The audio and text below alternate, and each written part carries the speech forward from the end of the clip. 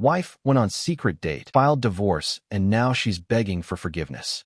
I, a 37-year-old man, have been married to my soon-to-be ex-wife for 5 years, and we've known each other for 7. We met through mutual friends back when I was still figuring my life out, working long hours and living from one paycheck to the next. Somehow, we clicked and stuck around. Our marriage had its share of ups and downs, but nothing alarming. I knew she enjoyed attention, but she never crossed a line. She had a large group of coworkers, friends, and gym buddies. I didn't police that. I trusted her. Then a month ago, she mentioned her new coworker, Rachel, who apparently had been trying to set her up with one of her single friends. My soon-to-be ex laughingly told me about it. Said Rachel didn't even realize she was married. I laughed too, but something about the way she said it didn't sit right. Not the words themselves, but the tone. There was this strange amusement in her voice, like she enjoyed the idea of being found desirable by someone new. I brushed it off by thinking it was some new topic she had found to chat about with her friends and family. It doesn't necessarily have to mean anything. A week later, she brought it up again. This time, she said Rachel had mentioned it in front of their team, saying how cute it would be if my soon-to-be ex met this guy named Tyler who matched her energy. She was laughing and expected me to take it lightly. Now, it was almost a week that she was talking about the same topic, and it was no longer funny. So, I replied, "Weird thing to joke about when you're married." She shrugged, "Yeah, but it's harmless." I didn't like the way she dismissed my concern. That harmless word kept bouncing around in my head. Conversation closed. A few days later, we were watching TV, and suddenly she brought this up. Out of nowhere, she goes, "You know, Rachel talked about that guy again." She's saying, "What's the big deal if you spend one evening with my friend? Could just be a coffee meeting." That one got under my skin. I paused the TV, looked at her straight, and asked, "And what did you say to that?" She went quiet for a good 30 seconds before saying, "Actually, I was thinking, what's the harm in grabbing a coffee?" I froze for a moment. "Are you serious?" She gave me this nervous laugh, like she was testing the waters. "I mean, it's just coffee. It's not like I'd do something wrong." I snapped before she could finish. "It's a date. You go meet some guy one-on-one. That's not a joke. That's not just coffee. That's a date. And that's the problem." My voice was louder than I intended, but I couldn't help it. I was angry in the red-hot kind of way. It was the deep, enraged kind when the other person doesn't see a boundary you thought was obvious. She immediately softened her tone. "Okay, calm down. I'm not saying I'm going to do it. I was just discussing it out loud. You don't have to get all worked up." She reached out and touched my hand and assured me, "I'm not interested in anyone, okay? You're overthinking. I cannot even imagine hurting you or crossing the marriage boundaries." I pulled back my hand, but she held it again and swore to stand by the marital vows. I wanted to believe her. I really did. I took a breath and nodded. We sat there quietly watching TV, neither of us really paying attention. My mind was obviously reeling with the discussion we had. After about 15 minutes, she said, "So, what do you think?" My mind was still not over it, and I thought she was still asking about that. So, I impulsively almost snapped. "Think about what?" She gave me an annoyed look, muttered, "Never mind," got up and stormed into the bedroom. I didn't let it slide and followed her in and demanded to know what she meant. She ignored it, but I pestered her hard, asking her to explain her behavior. She sighed, rolling her eyes, and said, "I was talking about dinner plans, but I know you're still hung up on that coffee thing. God, I shouldn't have even told you. I try to be open and you just twist things. It's all my mistake that I share everything with you." She played the victim and guilt-tripped me so effectively that for a minute I started to wonder if I was overreacting. Maybe she really had been talking about dinner. Maybe I let my own insecurities take over. She saw that hesitation in me and doubled down. Said she was too transparent for her own good, that she shouldn't share every silly work thing with me if I'm just going to get angry. By the time we went out for dinner that night, I was the one apologizing. She smiled, kissed my cheek, and said, "See, we're fine." I thought the chapter was closed. However, after that discussion, something had shifted inside of me. A seed of doubt got planted inside of me, quietly and persistently. Fast forward to this Friday. She said she was going out with her coworkers for dinner. Nothing unusual. She does that once in a while. I told her to have fun. She got dressed up more than usual, actually. Makeup, nice perfume, and her favorite little black jacket that she usually wears on date nights. I still didn't overthink. Around 8:30 p.m., I texted her just to check in. Having fun. There was no reply. An hour later, I sent another. "You heading home soon?" Half an hour later, she replied, "Sorry, got caught up talking. Heading out soon." It didn't sound like her. Short, cold, no emojis, no casual tone. It got me suspicious. Just my gut feeling. And yeah, it was the effect of that conversation. Obviously, my mind was racing with the thought that what if she was on that date and was lying to me. When she got home around midnight, she said they went for drinks after dinner. She smelled faintly of cologne that wasn't mine. It wasn't strong, but it lingered just enough that I couldn't ignore it. I didn't confront her, just said goodnight and turned over. The next morning, she was in the shower. Her smartwatch buzzed on the nightstand. Normally, I wouldn't care, Tyler, but this morning I was feeling different and I glanced at it. The notification read, "Had a great time getting to know you. Hope we can talk again soon." From Tyler. I wasn't a fool to not decode Tyler. The words burned into my brain. I didn't even open it. Didn't need to. The name said everything. She came out of the shower wrapped in a towel, smiling. Morning, leaning in to kiss me. I pulled back and asked, "You went on a date last night, didn't you?" She froze mid-step. "What?" I said quietly, holding it up. "Your watch." He said he had a great time getting to know you. The blood drained from her face. She went into panic mode. I could see her hands shaking while she was trying hard to remain composed. Then she started talking too fast and defensively. It wasn't like that. I swear. Rachel and the others thought it would be funny to actually give it a shot. It made me go. I didn't even want to. I asked with a straight face, "Did you tell them you were married?" She hesitated, searching for words. It was enough to tell me everything I needed to know. I nodded slowly. "Yeah, that's what I thought." She started to say something, but I cut her off, told her to pack a bag and leave. She was stunned that I could tell her this. It was like, "What?" No, it wasn't. I cut her off, not in an angry way, but in a calm, firm voice. "You went on a date with another man. You dressed up. You went out. You lied to me about it. You've lost all grounds of defending yourself." She broke down instantly. Tears rolled down her cheeks, and she went into panic mode. "It was just dinner. I didn't touch him. I didn't do anything wrong. You're overreacting." I shook my head. "No, I'm reacting exactly right." It became full chaos. She kept crying, saying it was just curiosity, and she wanted to see what it felt like to talk to someone new. I thought it was just a harmless meeting. I replied, "You wanted to test the waters. Congratulations. You found out what happens when you do." She was bawling and trying to hug me and hold my hands, swearing it meant nothing and that she had made a mistake by going there. I didn't respond. I walked to the closet, pulled out her suitcase, set it on the bed, and started stuffing her clothes in it. She pleaded, "Where would I go?" I said, "You can stay with Rachel," since she thought it was so funny to set up a married woman on a blind date. If you're enjoying this story so far, please hit that like button and subscribe to the channel. It really helps us bring you more stories like this one. Now, let's continue. She kept hawking, begging, pleading, twisting her words, said I was making it bigger than it was, said I should understand that she was just curious and it was just one coffee. I screamed, "It was not only about one coffee. You lied. You chose to betray me." By then, she was shaking. "Please don't do this. Please, we can fix this." I told her there's nothing to fix. She has crossed a line that doesn't uncross. She cried harder, said she'd tell the guy it was a mistake, that she'd block him, that she'd prove she didn't cheat. I told her it wasn't about cheating, it was about choice. She chose to lie and to see how far she could go before I'd notice. Initially, she pleaded for me to stop, and when I didn't, she held my hand firmly and said, "You cannot throw me out of a marital house. I can call the cops on you." Look at her audacity. I glared at her and dropped her stuff, pulled out another suitcase and stuffed in some of my clothes, documents, and other essentials. She didn't stop me, just stood there staring at me. I dragged my bag and walked outside, loaded it into my car, and then realized I forgot the charger. I walked back inside and saw her crying on her phone, maybe telling her matchmaker coworker about the fallout. She immediately hung up midway upon seeing me. I didn't even look at her, went straight up, pulled it out from the socket, and walked out. I checked into a hotel, dropped my bags, and then went into the office. I barely worked that day. Spent most of my time searching for a divorce attorney and filling up applications for a meeting. The next day, she texted me, "Can we please talk?" I didn't reply. Then another one. "I didn't mean to hurt you. It was stupid. I just wanted to experience something different, but I realized how wrong it was. Please, let's talk." Still nothing from me. Later that night, she sent a long wall of texts about how she was sorry, how she made a mistake, how she'd do anything to make it right. I didn't reply to that one either. She stopped texting after that. I'm looking for a new place until then, staying at a hotel. I spoke to my friend about it. He asked me to think through it because divorce wasn't easy and there was no infidelity involved. Even if there was, I had no evidence about it. Since then, I've just been thinking about it. Isn't this betrayal? Am I really overreacting? I have the meeting with the lawyer lined up this week, hence writing it here to gain some advice. You're totally not overreacting here. Honestly, walking out, packing her bags, and taking yourself somewhere you could think clearly, that was the sane move. It's difficult, it's messy, but sometimes you have to remove yourself from a situation that keeps crossing lines. Even if it doesn't look like infidelity on paper, at the end of the day, this isn't about coffee or dinner or whatever. It's about respect. And if someone can't meet you there, there's really nothing to fix. She went with the intention to betray. Let's just put it that way. She knew exactly what she was doing. Update 1. Writing this update for all the folks who supported me in the first one. I think you guys need to know what happened next. I met with the lawyer and gave him all the details. He listened quietly, took notes of the important points. When I was done, he asked, "Do you have any hard evidence that she was unfaithful?" I said, "No, just that message from her smartwatch." He sighed and informed me in the most blunt way possible. "Then it's your word against hers. My advice is, don't take this to court. Settle it privately. That would be faster, cleaner, and a lot cheaper." I agreed that it was the best option for me. He started preparing the paperwork right away. I told him to ship it directly to her workplace. Yeah, I could have sent it home, but I wanted her to feel what it's like to face what she did in front of others. I wanted her to realize this wasn't something she could hide behind closed doors. 2 days later, she got the papers. Within an hour, my phone started blowing up with her calls, texts, and voicemails. I didn't block her because my lawyer said it's it's better to keep the line open for settlement. The first text, you sent divorce papers to my office? Are you kidding me? Then another, we need to talk. Please, just once. I waited a day before replying. My lawyer said to hear her out. Maybe she'd agree to settle without a fight. But he laid out some ground rules. Meeting at a public place. Stay away from any sort of emotional conversation. If the matter gets heated, leave ASAP. And the most important thing is to record the whole conversation so that there is no room for a blame game. So I texted, meet at Brewline Cafe tomorrow at 4 p.m. She showed up 10 minutes early. I spotted her from the window. When she saw me, she walked over without saying anything. I pulled out my phone, hit the recorder, and said, hope you don't mind recording the conversation. I want everything to be documented. She flipped. Why? Why the heck would you record our private talks? I wanted to scream that there was nothing private between us, but all I said was, I'm acting as per my lawyer's instructions. So, yeah, please cooperate. She was upset at my calmness. Why are you behaving so formally? I'm your dang wife, not some business client where you need evidence of the discussion. I didn't say anything, just looked down. For a few seconds, she just stared at me, expecting me to fight or reason or maybe give up. Then, she finally spoke. It wasn't what you think. It really was just coffee. I said nothing. She continued. He texted me after because he thought I was single. I swear I didn't encourage anything. It was stupid. I know. I just wanted to feel, I don't know, something different for a minute. But I didn't cheat. I looked at her and without any expression said, you lied to me and went out and let another man think he had a shot with you. That's unfaithful enough. She got frustrated. So one stupid coffee means our marriage is over? You're throwing everything away because I talked to someone. I didn't even blink. We have had this conversation before. It's leading nowhere. I want a divorce, and that's the end of the discussion. She went quiet for a while, and then her tone changed to bitter and defensive. You know what? Fine. If you want to divorce me, then it's not going to be free. I gave 5 years to this marriage. You make more than I do. I'm entitled to something. So this was her motive. She wanted to extract every last penny from the marriage. I stood up, paid the bill for the coffee, and said, my lawyer will handle the rest of the thing. She glared at me. You'll regret this. You'll see what happens when you try to screw me over. I walked out without replying. What would you do in this situation? Drop your thoughts in the comments below. And don't forget to hit that subscribe button if you haven't already. I updated my lawyer about the meeting, and he gave me a heads up that without evidence, I would have to bear alimony, and the case might drag longer than expected if she didn't comply with the settlement clause. I couldn't sleep that night. Something about how defensive she was and how quickly she shifted from I didn't cheat to I deserve alimony didn't sit right. So I decided to find the truth myself. I searched the guy's name online, found him on LinkedIn, fetched his company details, even traced him down on social media where he regularly posts pictures of his gym sessions and morning coffee while heading to work. I figured out the approximate time he arrived at work. The next morning, around 8:30 a.m., I waited in the basement parking of his office complex. When he showed up, I walked straight to him and without wasting any time, grabbed him by the collar, pushed him against a concrete pillar, and said, how does it feel going on a date with a married woman? He froze and then stammered, man, I didn't know she was married. I tightened my grip and said, tell me what happened that evening. He struggled to free himself and said, look, it was one time, okay? I'm sorry. We got carried away. I was like, carried away? What? Then he blurted, we used protection, okay? It was a mistake. I froze. My grip loosened instantly, and he ran off towards the elevator, calling security on me. Before they could catch me, I rushed to my car and drove away. So it wasn't just coffee. She had been intimate with that guy. I informed my lawyer of what happened. He was obviously furious that I went to confront the affair partner, asking me to stay low and not indulge in any further talks with the soon-to-be ex-wife or affair partner. The same evening, I got a text from her again. Can we meet once? I have something to say. I ignored it. My lawyer informed her that she shouldn't contact me directly and that whatever she has to say she should communicate through legal channels or wait for the court date. A couple of weeks later, court ordered a mediation session. She requested a 5-minute private time before everyone joins. My lawyer nodded and I went inside. She started before I could even sit down. I know you met Tyler. I didn't say anything. She went on. He told me you confronted him. I swiftly said, yeah, and he told me you used protection. She looked down in embarrassment, then goes, I wasn't going to lie about it anymore. While having coffee that evening, he mentioned he had a golden retriever and a pair of rescue cats. Maine Coons. I love cats. You know that. He offered to take me to meet them. I just went there to see them. We went upstairs and the dog jumped all over me the second we walked in. The cats were curled up on my lap as we sat down. They were so sweet. We talked about random things. Then he put on a show, said something funny, and I leaned over to pet one of the cats. And somehow one thing led to another, and it just happened. I realized what I'd done the second it was over. I felt sick. I left right after. I don't even remember properly how it went till there. I didn't plan it. I swear. I let out a dry laugh. You swear about everything. Which one should I believe? First, you swore never to break our marital vows across the boundary. Then you swore that it was just coffee and nothing else. And now this. She started crying harder. It wasn't planned. It meant nothing. It was stupid. I messed up. I swear it didn't mean anything. I didn't respond. She tried to reach across the table, her voice shaking. Can we please fix this? Please don't end it like this. I'll do anything. I'll go to therapy. I'll prove I can change. I shook my head. You already proved what you're capable of. I stood up and walked outside. The mediation session started with both of our lawyers present. The mediator asked if there was any chance of reconciliation. She glanced at me and then said, "No, I broke his trust." She wanted to sound mature and giving. The mediator looked at me and I nodded. We signed the settlement, agreeing on an equal split of joint savings. I made sure there was no alimony. She was in a guilt mode that day, and my lawyer used that to my advantage and got her to sign the agreement. The final divorce is yet to be pronounced, but with a settlement in place, my lawyer said it shouldn't be long. This is going to be my last update. I want to move on from this chapter ASAP. Thanks for supporting me through this, and thank you for joining us today on Our Space. Be sure to like and subscribe and hit that notification bell so you don't miss out on our next video. Until next time.